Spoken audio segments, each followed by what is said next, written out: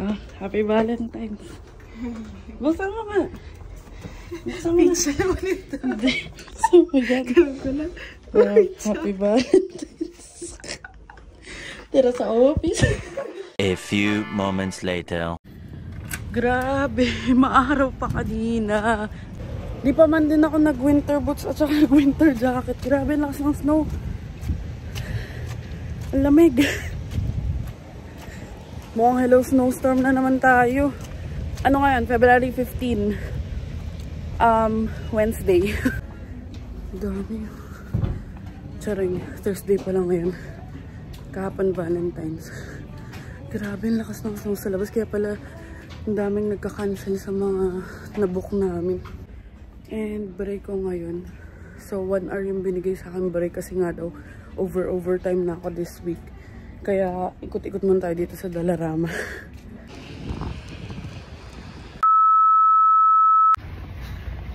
Nakikita niyo ba yung nagsusnow na naman? Auckland Joy. Hindi ako napagdala na winter boots, GG. Ngayon, isusurprise natin si Angel. Punta ako sa work niya. Hindi man ako diretso kasi 5 naman uwi niya. So yun, pupunta na ako ng bus stop. Tapos per 1 pa isakayan ng bus papunta dun sa work niya. So yun, yung snow, grabe. Ilang oras pa lang nag-i-snow. Ganyan nakakapal. Nakalimutan ko pa magdala ng winter boots. Diyos ko. Ang hirap paglakad. Dala ka pala lang yelo. Kasi hindi nagdala ng ano eh. Yan, GG tuloy. Bihirap na maglakad. Nagpapawis na kilik-kilik ako. So ayun guys, dito ako sa Dalarama kasi nga 5 pa out na Angel. Tingin-tingin lang kung anong pwedeng mabili. Kung anong pwedeng gastusin. Yun, saglit lang naman, 30 minutes na lang naman. So ayan guys, at this point nagulat ako kasi bigla siya nag-share ng location tapos biglang malapit sa akin. So hindi ko pa uwian for 17 pa lang. 5 pa yung uwian ko. May papansin dito, tignan natin.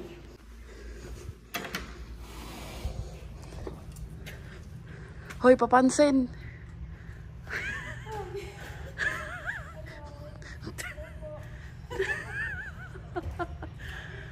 Tanga, malamig dito.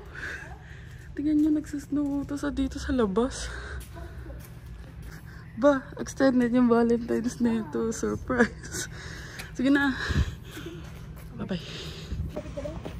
Kapal ng snow. Hindi ako nakapag-winter boots. Hindi kami naka-winter boots. Ayan o. Grabe yung snow, guys. Si Olaf.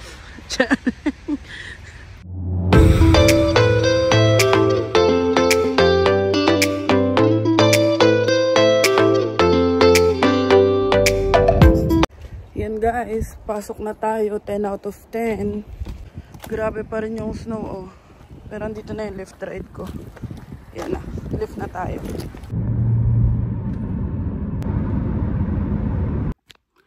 Hi guys, welcome back to our YouTube channel. And right now, it's only 2:38 PM.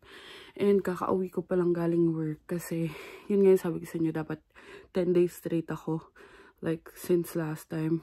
Pero kasi sinabi ko, sumasakit na talaga yung ulo ko. Actually, nag-try ako magpaalam kagabi. Napahinga muna ako today. Para 9 days straight lang. Tapos, parang di ako pinayagan. Masyado daw maaga para mag-call in. So, tinignan ko rin yung hours ko. Tapos, parang nasa 86 hours na ako. Parang super overtime na yun. Natatakot ako baka di ako mabayaran. Although, baka illegal yun na hindi ako bayaran. Pero sa akin, quota na kasi ako dun. Okay na ako sa 86 hours. So, yun. Nagpaalam ako na uwi na ako. Pinayagan naman ako. So, basically, today pumasok ako ng 12 to 2 and inantay ko na lang si Bianca ngayon kasi mamaya may pupuntahan kami and dapat magko-commute kami. Kaso, nagyayayon sila Ate Jelly yung nasa baba na housemate namin last week na mag-Von Mills nga. Tapos naalala ko, sinat ko siya. Tapos go din daw sila. Tapos yun, sabi ko, sama na lang kami kasi nga para tipid din sa pamasahe. Gagala lang din naman kami. Ayan, pagbigyan nyo na ako. Pagod ako sa trabaho. So, Sabi ko kay Bianca, deserve ko naman to. Hindi naman ako mamimili mamaya. Titingin-tingin lang. Ikot-ikot lang doon. Pero yun, isasama ko kayo. Ipapakita ko sa inyo kung ano yung tsura ng Von Meals. And ngayon, hihiga na muna ako. Papahinga na muna ako kasi ayong masakit yung ulo ko, legit yun. Noong nakarang araw, humingi na ako ng Advil dun sa katrabaho ko. Kasi nga, parang binibiyak na yung ulo ko. Ikaw ba naman magtrabaho ng 9 days na straight? Ang mga naging pasok ko pa last week, halimbawa, ang pasok ko is 1 p.m. hanggang 9 p.m. Makakauwi ako mga 9:30 na. Tapos syempre kakain pa ganyan, papahinga pa. Tapos papasok ako the next day. Kailangan mga 7:30 gising na ako kasi 9 naman ang pasok ko the next day. So, grabe. Pero for the money tayo at na-achieve ko naman na yung quota ko. Actually, yung quota ko lang is 80 hours dapat. Eh, nakuha ko naman na yung 86. So, goods na tayo dun. Ayun, i-update ko na lang kayo pagdating ni Bianca. Yan, tamang nood lang ako ng mga Filipino street foods. Team Canlas. Maya-maya naghihilik na ako dito. Pero si Bianca pa uwi na. So, ayun guys. Andito na si Bianca. And kakain muna kami. Hindi ko na kayo na-update kasi nakatulog ako kanina. And kakadating niya lang halos. Oras na ba? 4:08. Kain muna kami. Yan guys. Kain tayo. Nagluto ko kagabi ng pork and chicken adobo. Tapos dun sa labas tignan nyo. Mas snow pa. Oh. Biglang nag-snow. Nag-snow ngayon? Ngayon. Kain muna kami para recharge kami bago malis. So, ayun guys. Andito na kami sa kwarto. Maaga pa naman mga 4 pa. Past 5 pa daw kami alas sabi nila Ate Jelly. Pagod yan. Pagod yan. Silip-silip po. Sabi ko sa kanya, midlip muna siya para may energy siya mamaya. Ayun na guys. Ang ating friendly kapitbahay si Kokey. Ang best friend ng lahat. So, ayun guys, paalis na kami mga 6 p.m. na. And iba talaga nagagawa pag may sasakyan kasi parang nasa 30 minutes lang yung biyahe. Pero pag nag-commute ka, nasa 1 hour and 56. So, sobrang grateful namin kasi sinama kami nila Ate Jelly ngayon. So, yun, makakagala tayo. Nagre-ready na siya. Baba na kami. Ay, sa Nathan Hills.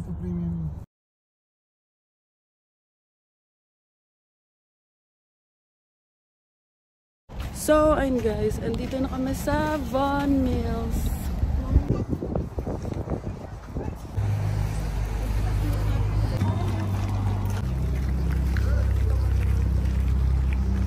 Ang aming first stop, H&M.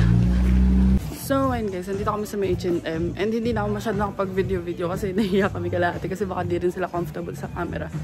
So, magtitingin muna kami. And ang mura dito. I mean, compared mo sa regular na H&M.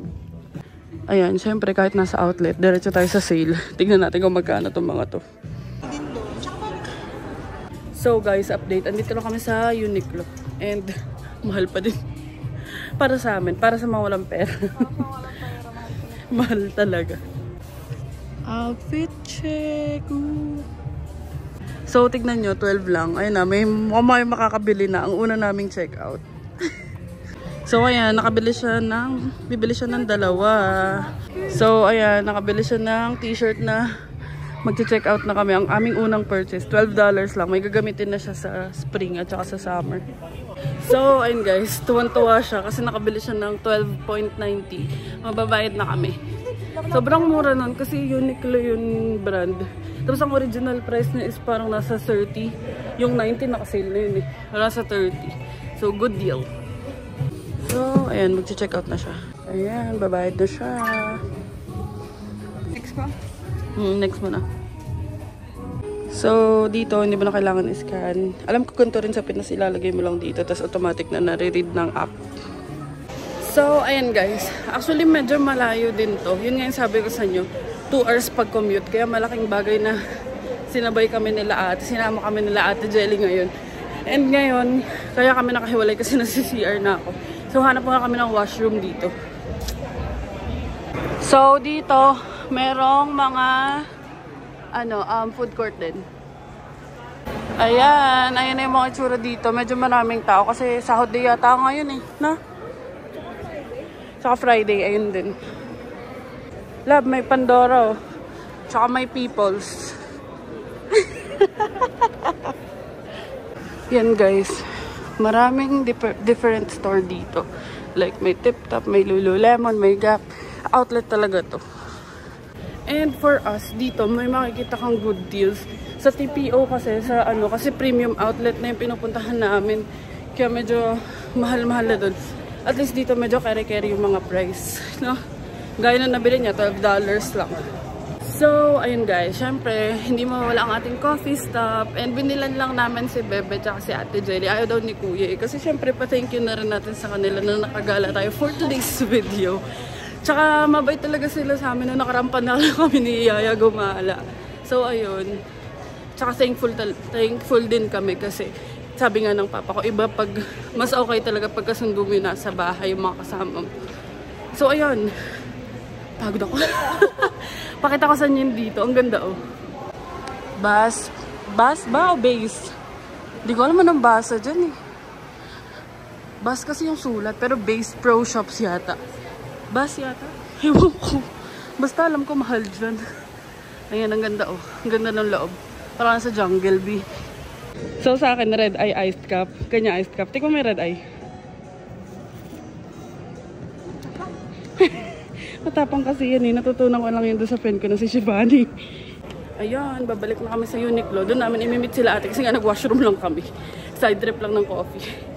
So guys, nandito na kami ngayon sa Aldo. And tignan nyo, ang gaganda ng mga shoes. Ayan o, 100. Tapos parang size ko pa kasi yan laki. Kasi ang ayoko kasi sa leather, nagkikrease.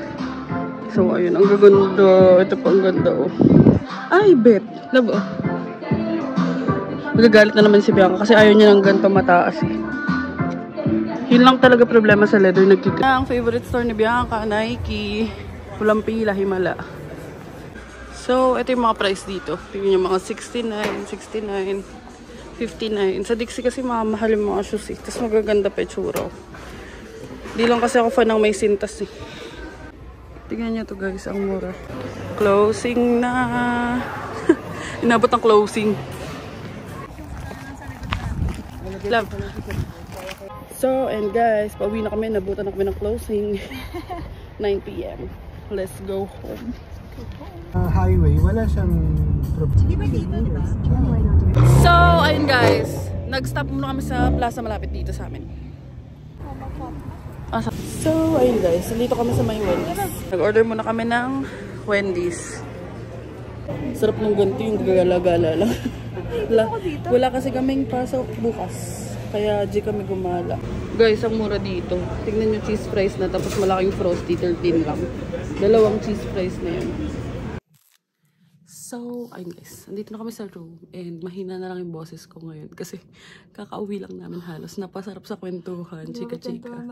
And yun nga. Hindi ko na kayo na-update kanina. Kasi alam nyo naman pag napapachika tayo, hindi na nakakapag-update. And mag-1 AM na ngayon.